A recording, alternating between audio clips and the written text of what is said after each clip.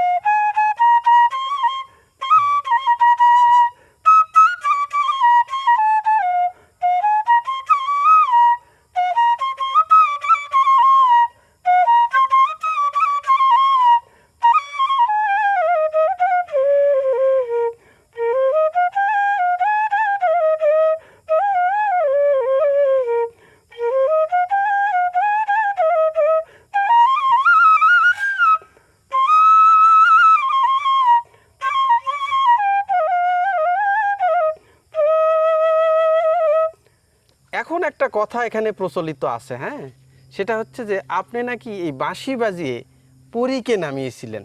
এটা সম্পর্কে যদি একটু বলতেন। সম্পর্ক কি, ওটা হলো যখন আমি কাজ করি তখন তো মানে শুধু বাঁশি বাজা শিখছি ঠিকই, কিন্তু কথা হলো যে বাঁশিটা নিয়ে আমি কাজে যাই। আচ্ছা। এক গৃহস্থ বাড়িতে কাজ করি, সেটা হলো আমাদের এলাকায় ফতেপুর মারাসের ওইদিকে হলো মহেশপুর গ্রাম। হ্যাঁ। ওখান থেকে যাতায়াত করি। রাত্রে কোনো দিন গৃহস্থ মানুষ তো রাতেও ছেড়ে দেয়, হ্যাঁ। রাত 10টা 11টা বাজে তখন যাই। এই বাজাতে বাজাতে যাই, তখনই তো মনে করো যে সামনে মাঠের মাঝখানে একটা গাছ ছিল, বড়ের গাছ, হ্যাঁ। আর একটা বড়ের গাছ। তো ওইখানে 5টা পড়ে নেমেছিল। তখন আপনি বাঁশি বাজাচ্ছিলেন? তখন আমি, আমার হাতে বাঁশি ছিল।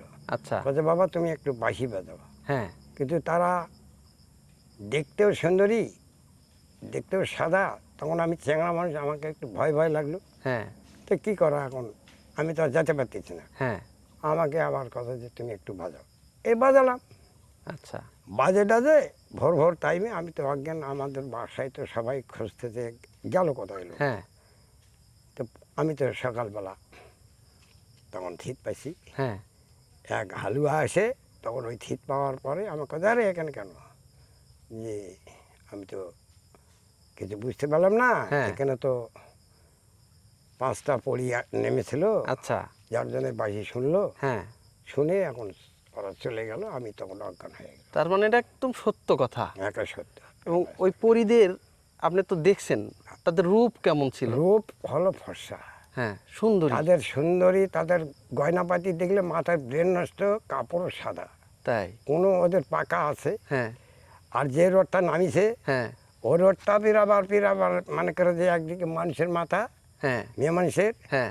আর পিছনে হলো ঘোড়ার মতো, আচ্ছা। কথা বলছেন। হ্যাঁ। আর 4টা চাকা ছিল, হ্যাঁ। রথ ওটা বলা রথ, হয়, হ্যাঁ, রথ। রথ, ওটা পরীদের রথ। বাস্তব, আমি হ্যাঁ যেটা দেখছি সেটা সত্যি। কারণ আমার বয়স তখন তো 12 বছর, হ্যাঁ। তখন তো আমার পাপ ছিল না, না। কোনো মিথ্যা কথা বলি না, যার জন্যই আমি দেখতে পাচ্ছি। তাছাড়া এখন যুগে আর হবে না। আর হবে না, না। না, তো যাক, এখন যেটা বাজালাম, হ্যাঁ। সেই বাঁশিটা হলো ডি সার্ভের বাঁশি। হ্যাঁ। এখন মনে করো যে আমার কাছে আরও বাঁশি আছে। হ্যাঁ, আরো দু একটা বাজানো হ্যাঁ, গেল। এই যে বাঁশিটা দেখেন, এটা হলো ব্যাস 11 স্কেলের মাল। আচ্ছা। এগুলো আমি বিক্রি করতে থাকি। এটাতে আপনি কি সুর বাজাবেন এখন? এটা আমি বাজাই রাগ। রাগ বাজাবেন? হ্যাঁ, ভৈরবী রাগের উপর তাল ভৈরব। হবে এটা। হ্যাঁ। তালে মানে আসবে এটা হ্যাঁ। ভৈরবী রাগের উপর। হ্যাঁ।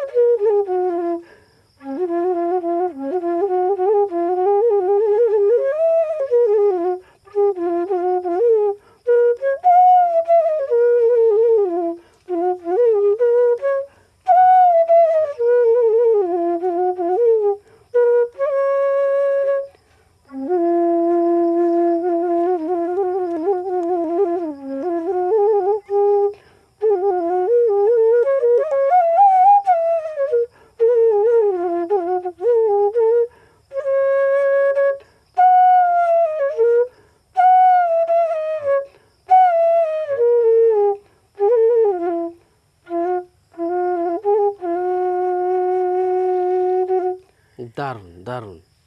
এটা হলো আমাদের 11 স্কেলের ব্যাস। আচ্ছা এই ব্যাস ছাড়া কোনো বড় বড় মঞ্চে বাজাতে গেলে এই ব্যাসগুলো লাগবে। আচ্ছা, এই বাঁশি সুরে হলো ব্যাস, না হলে কোনো কাজ হবে না। কাজ হবে না না? বাঁশি দেখছেন, এটা হলো ই সার্ভের। ই সার্ভের বাঁশি। হ্যাঁ, ই ই হ্যাঁ। মানে 10, স্কেলটার নাম হলো 10। আচ্ছা দর্শক মণ্ডলীরা, কোনো ছেলেবেলারা যদি আপনারা নিতে চান, আমার কাছ থেকে প্রতিটা জিনিস আছে, আমি ওটা দিতে পারবো। এই বাঁশি আপনি নিজেই বানান? নিজে তৈরি করি এবং আমি বিক্রি করি কুরিয়ার সার্ভিসে। হ্যাঁ। আমার নাম্বারটা যেটা থাকবে ওই নাম্বার অনুযায়ী ফোন করবেন, আমাকে পাবেন। আচ্ছা। বাঁশি যদি ভুল করে বাজান, আমি আপনাদের শিখে দেবো। হুম।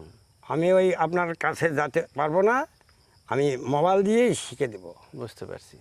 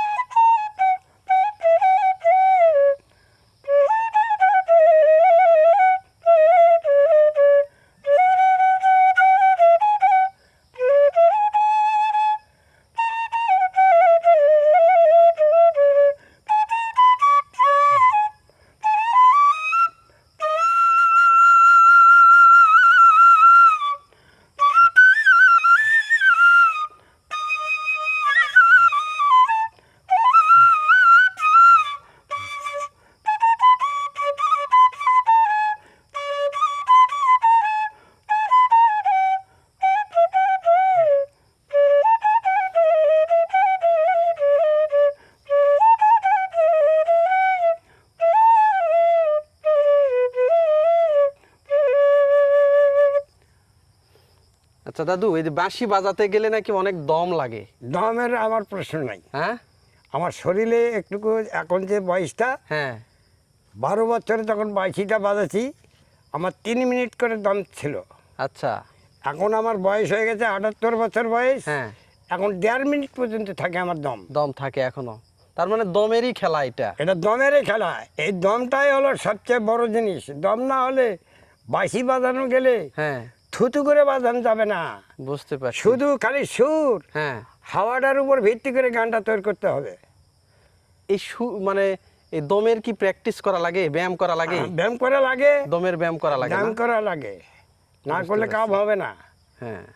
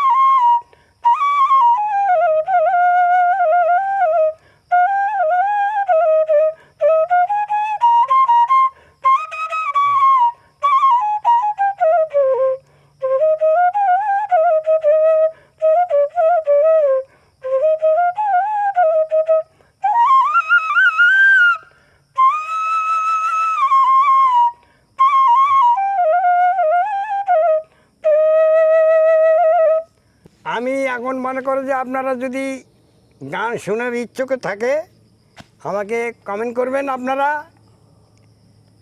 আমার বাড়ি হলো নবাবগঞ্জ থানা, জগন্নাথপুর গ্রাম। যে আমি এই যে বাঁশিগুলা বাজাচ্ছি, এই বাঁশিগুলা যদি ভালো লাগে, তো এই নাম্বারে মনে করো যে এই ফেসেই আপনারা কমেন্ট করবেন, ঠিক আছে?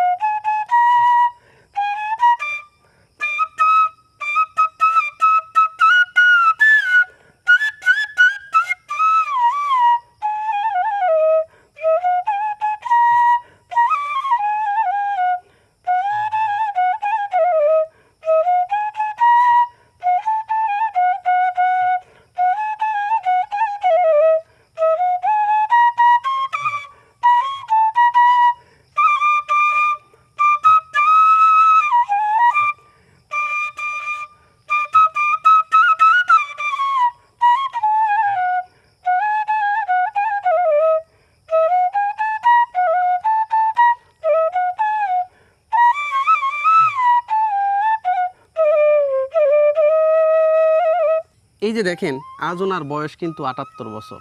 হয়তো বয়সের ভারে তিনি কিছুটা হয়তো কাবু হয়ে গেছেন বা নাজেহাল হয়ে গেছেন, কিন্তু তার বাঁশির যে সুরের যে ধার সেটা কিন্তু এতটুকু কমেনি। এই মাত্র 12 বছর বয়স থেকে তিনি এই বাঁশির সাধনা করেন।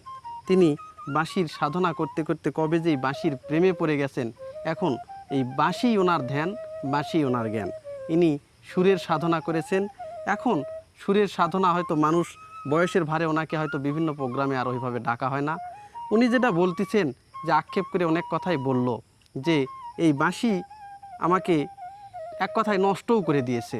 কারণ আমি যদি এই বাঁশির প্রেমে যদি না পড়তাম, তাহলে হয়তো আমার জীবনে হয়তো অন্য কিছু করতাম, জীবনে হয়তো মানে ব্যক্তিগত জীবনে হয়তো অনেক সফলতা আমি পেতাম, কিন্তু এই বাঁশির মোহে আমি কিন্তু কিছুই করতে পারিনি।